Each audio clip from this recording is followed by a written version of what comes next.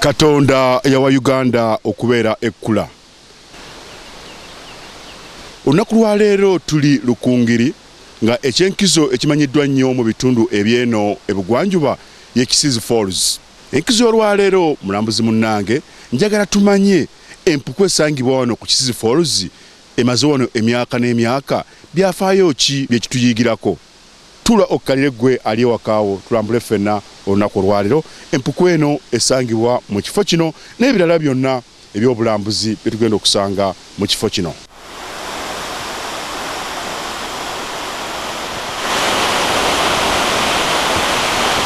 Naye nga tetunnabagenda kumanya bikwatagana na mpuku eno, katusooke tufune obubaka buno okuva mu bannaffe aba UWEC oba ZOO abasangibwa Entebbe.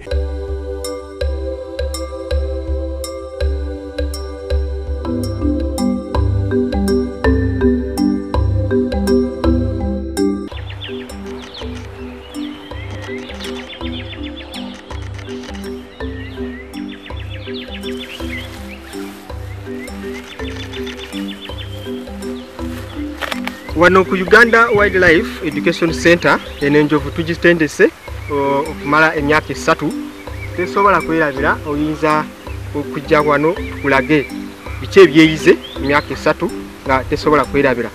Waliwo kino etukiyigiriza okuteeka ekigere olaba kati gwekitadde oyinza gigamba foot up oba yimize ekigere just foot up Charles foot up good boy. Kati kino kituyambako okukebera ebigere byayo kubanga omunsiko zitambula nnyo, naye wano mu zoo oba mu Uganda Wildlife Education Center tulina kugiyigiriza.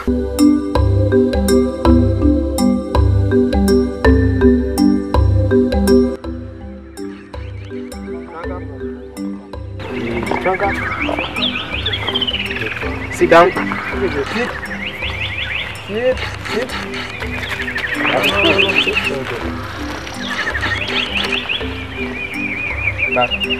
Back.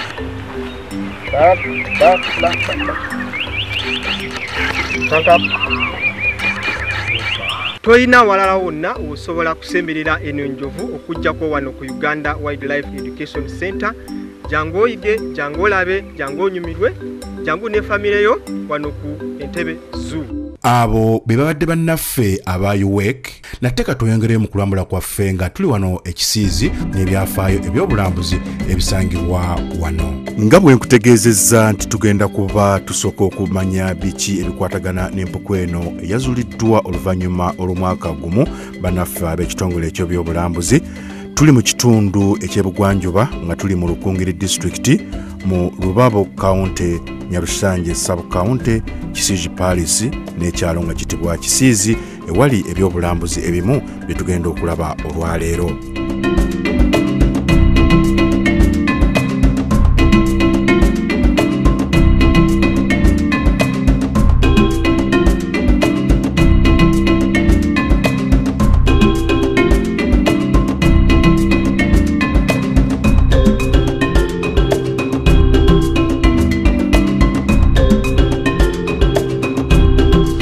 Tulambula empuku esangibwa wano mu ggwanga Uganda eziri Embaale, eziri Ekkuumi, eziri Ekisolo n'ewalala wonna. Naye olwaleero abaffe y'empuku esangibwa wano ku Kisizi Falls emaze emyaka n'emyaka. Byafaayo ki Munnayuganda byetasaanye kusubwa n'okumanya nga bwe tuzze tukulaga mu pulogulaamu zaffe zonna ezaayita. Tula okkalire gwe ali ewakaawo tulambule ffenna olunaku olwaleero empuku eno esangibwa mu kifo kino n'ebirala byonna ebyobulambuzi bye tugenda okusanga mu kifo kino.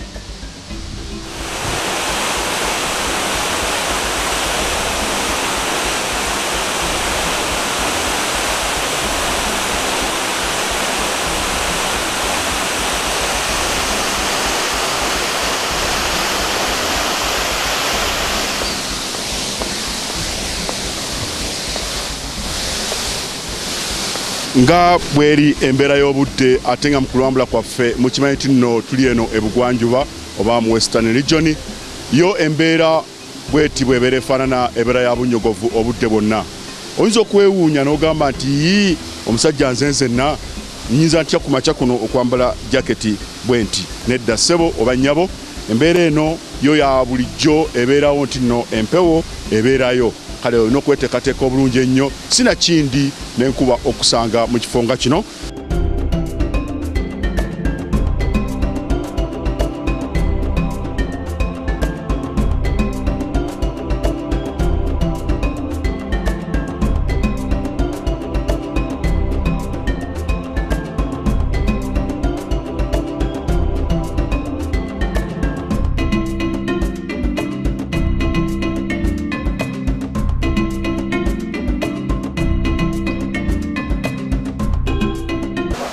Mpukweno erinaanye Kisizi Falls eyogerwako nti abantu abajjanga wano bawumulirangawo naye history yayo tukyaginoonyereza okulaba nti lwaki eyinza okuba ng'ezzeewo because of the formation ensi egenda ekyuka naye twagala okwongera okugirongoosa. Luli yali nzibu nga madala tusobola kukayo naye enemu ku products gye tulowooza nti oboze wano Kisizi onyumirwa kuba tukuteekeramu abantu bana bakuba endongo yaffe eyo mu ngeri ey'edda ate noyongera okuba nti obadde wano togamba bintu bikunyumidde tomaze ekiseera kyo kyabwereere. Yes naye nga bozeyi batubadde batukubiramu endongo wano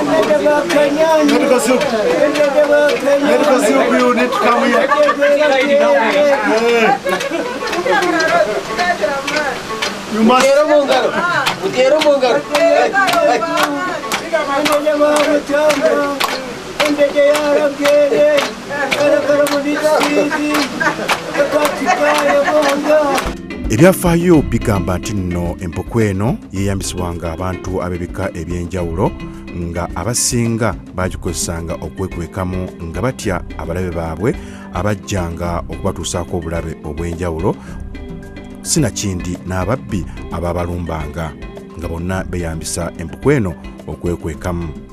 Era wano gwe eyabeeranga afunye obuzibu wagendanga mu kifo kino oba bajjanga mu kifo kino okwenaazaako ebikolobero byonna bye babanga bakoze. Naye singa ab'ekika ekirala bakwatanga nga tonnaba kugenda mu Mpukweno nga bakutta. Bye bitonotono ebikwata ku Mpukweno n'ebirala tujja kujja tubibatuusaako gye bujja. Mu kifo kino nga bwe kiri kya byabulambuzi okuva edda n'edda tubadde tumanyi nti nno Kisizi Falls oba amazzi ag'ebiyiriro abantu ge balambula. Naye kati tuli mu kitundu ekyokumanya amazzi gano gaalina mugaso ki. Amazzi gano geeyambisibwanga bannaffe abeena ab'ebiseera ebyedda nga Abakiga nga we waaberanga ekibonerezo ekyaweebwanga omwana omuwala eyafuniranga olubuto ku luggya. Wamu n'abeeyo mwenna muba n'ebibonerezo bye mugaba nga abaana bafunidde embuto ku nzija naye bannaffe abeeno beeyambisanga ekifo kino okubonereza ddala. Abaffe beeyambisanga batya ekifo kino? Ekifo kino kikulaga ebintu byonna bwe byatambulanga eri omwana w'obuwala.